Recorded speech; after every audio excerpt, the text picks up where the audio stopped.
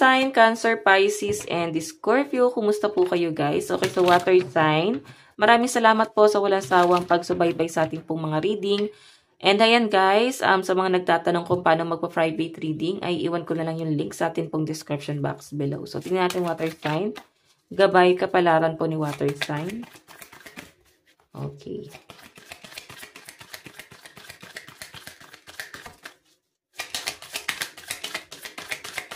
Gabay kapalaran.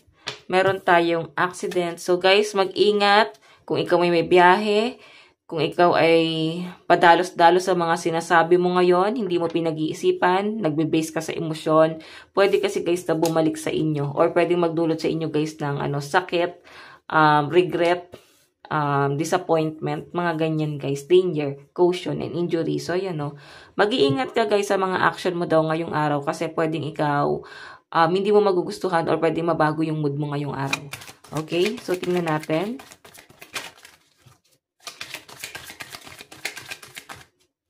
So, meron po tayong real estate. Maaaring ito ay sa loob ng tahanan. Baka guys, nandun ka sa point na nagda-doubt ka, hindi ka pwedeng umalis sa connection mo sa isang tao, na maaaring ikaw ay nakadepende or pwedeng may nakadepende sa inyo water sign.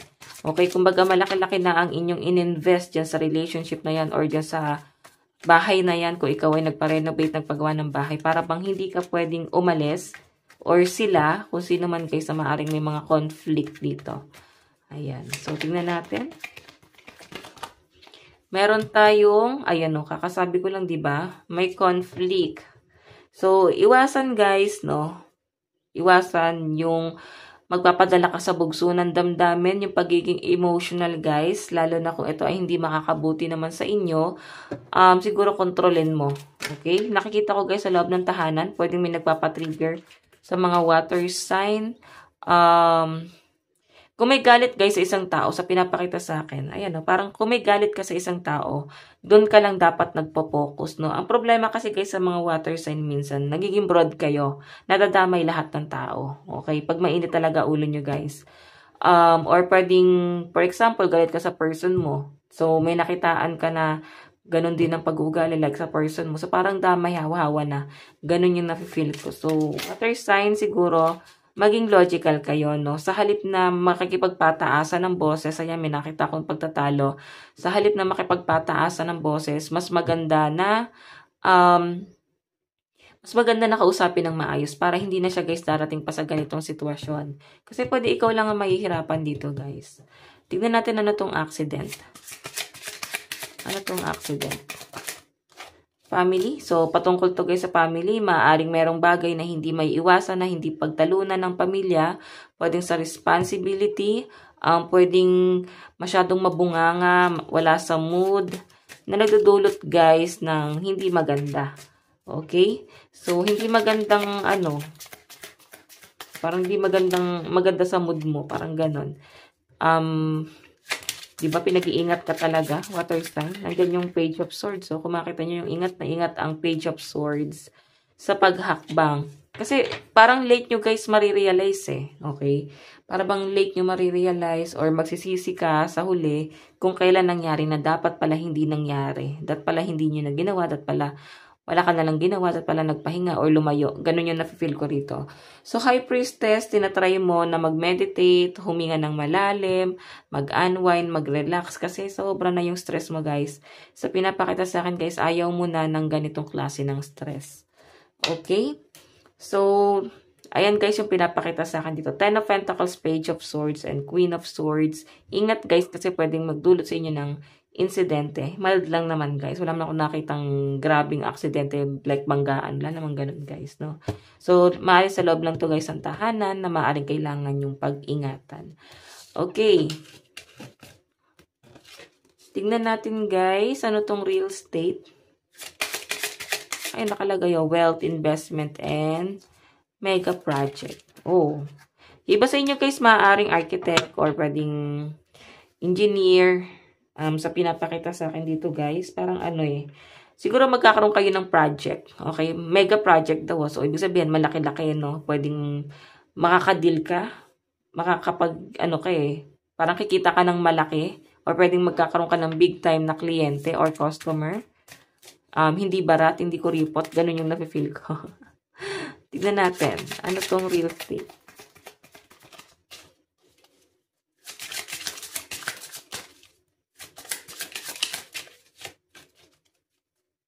Ano po itong real estate? Okay. Bago kasi guys, no, nahihirapan akong balasahin. Ingat na ingat. Oops. O, di ba? Meron kang pinag-iisipan dito, guys, Ace of Swords. So, nandun ka sa point na maaari water sign na meron kang bagay na ino-over ka. Meron kang isang bagay na para bang ayaw mo nang isipin. Bahagya mo kinakalmahan ng lahat ng sitwasyon. Inaaral.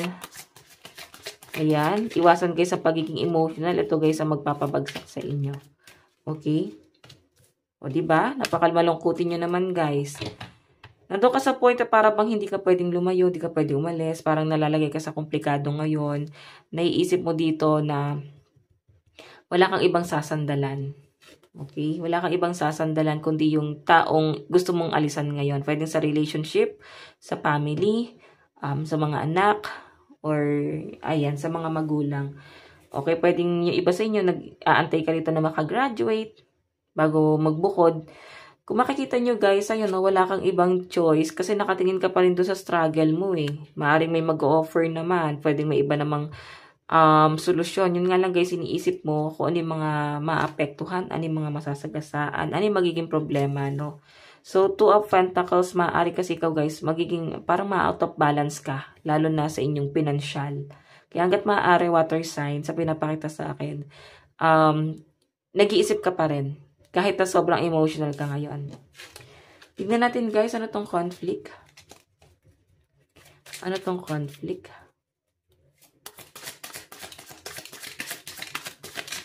Ano po itong conflict? Okay. May iniisip ka? The Hermit eh. So, nandun ka sa Hermit mode. Maring ikaw ay may pinag-isipan, pinagpaplanuhan, nagiging emotional, imo-imo. Okay, yung iniisip mo dito guys, ito yung mga doubt mo sa future. Okay, halo na eh, pati sa past. Maring meron kang iniisip sa past, na parang feeling mo saan ka nagkamali. Tapos iniisip mo rin guys, dito is yung future mo. Okay? Sana patungo, ano nang mangyayari sa future mo. Meron tayong Two of Wands. May nakikita akong travel sa mga water sign. Pero mukhang ikaw ay doubt pa guys, no? Okay. Alam mo yung feeling na dinidikta ng puso mo. Okay, parang sinasabi ng puso mo na mag-me time ka muna, umalis ka muna. Pero siguro hindi mo maiwan yung mga obligasyon mo. Kasi once na umalis ka guys, pwedeng may mga bagay ka makakaligtaan lalo sa loob ng tahanan. Kung ikaw ay nasa bahay, nag-aalaga ng mga anak, mga magulang, or work from home. Nando ka sa point na wala kang magawang desisyon para sa sarili mo. Kasi mas nagde-decide ka para sa iba. So, mahirap yung ganyan, guys, no? Water sign. Okay, so ayan, pagdating sa relationship naman, guys, sa pinapakita sa akin, masyadong controlling po yung energy. So, magiging, ano ka talaga dito, malungkutin. Nando ka sa point, parang mafe-feel mo saan ka nagkulang. Kung lagi nyo, guys, titignan dito, is yung parang dapat ito yung ginagawa niya. Dapat ginagawa niya yung gusto ko. So, alam niyo yun guys, ang relationship kasi guys, give and take yan. Hindi yung para bang sinasakal natin yung person natin. Kasi pag ganyan guys ang nangyari, parang hindi mag-work to. Okay, hindi mag-work kasi puro samaan na lang to guys ng loob. Okay, mas mahihirapan ka dyan guys. Ayan o. Lagi kayo nagtatalo ng person mo. Okay, hindi ka makalis sa sitwasyon.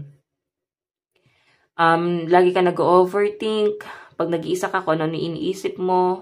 So, I think mahal mo talaga yung person mo. Yun nga lang, guys. Merong iba yung dinidikta yung puso mo. Parang gusto mong sundin. Pwedeng family. Pwedeng family mo yung nagpupukaw ng attention mo ngayon. Okay, so tingnan natin. Love advice. Okay. Love advice. Meron po tayong passion. So, sa relationship yun naman guys ng person mo, nakikita ko yung pagiging passionate nyo po sa isa't isa. And nakikita ko na maaaring ay na finances and career, maaaring busy lang din yung person mo kasi talagang siya ay focus sa kanyang hanap buhay. O, sa kanyang career. Advice. Meron po tayong believe in your good luck. Yan. Yung iba sa inyo guys, sinasabi rito na huwag natin guys iasa sa kung ano man yung ating swerte. Okay? Maaring nakakaligtaan mo yung swerte mo kasi nakapokus ka dun sa achievement ng iba na parang gusto mo sila yung maraming ma-achieve. Kasi kasiyahan mo na rin yung water sign. Okay? Mali naman yun guys. Dapat focus ka rin sa achievement mo. Okay, so guys, ito lang po ang inyong reading hanggang sa muli. God bless and love you all. Thank you.